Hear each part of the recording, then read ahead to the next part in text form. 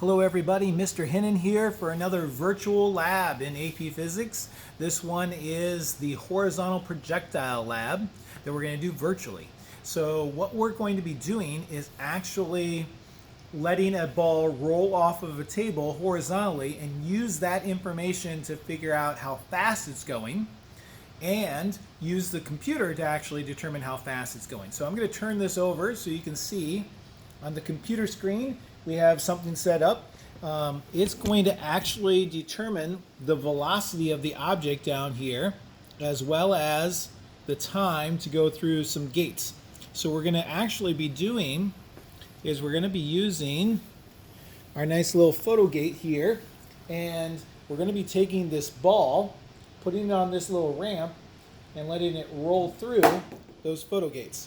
And when it rolls through those photo gates, you're going to actually get a velocity because we know how far apart the photo gates are. The photo gates are 2.1 centimeters apart, or 0.021 meters. And then we're going to use that to figure out how fast it's actually going. Now, as part of that, you're going to have a little bit difficulty seeing this, but I'm going to see if I can kind of adjust it so you can see both parts of this. I might actually have to move the camera back a little bit.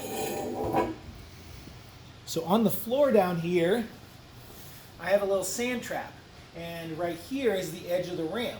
So the idea is we're going to be putting this on this ramp, letting it roll down, and then land in the sand. And what that's going to do, if we know the height of this table, we know that as the ball is moving horizontally, it's also falling.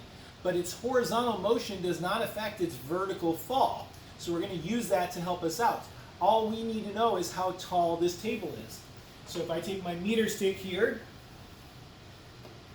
I'm going to measure the height of this table straight up and down as best I can. And I get that the top of that ramp is 85.5 centimeters, 0.855 meters. And when we have this travel out, the other thing we're going to do is measure how far horizontally it travels so we can actually determine that. I'm going to put that data into a data table in Google Sheets for you with some information so you can finish out the rest of the data collection. But that's basically what the data is. We have this ball rolling off this ramp, traveling through the air, landing. We're going to use that information to figure out how fast it's going. We're also using these photo gates to figure out how fast, and we're going to see how close they come.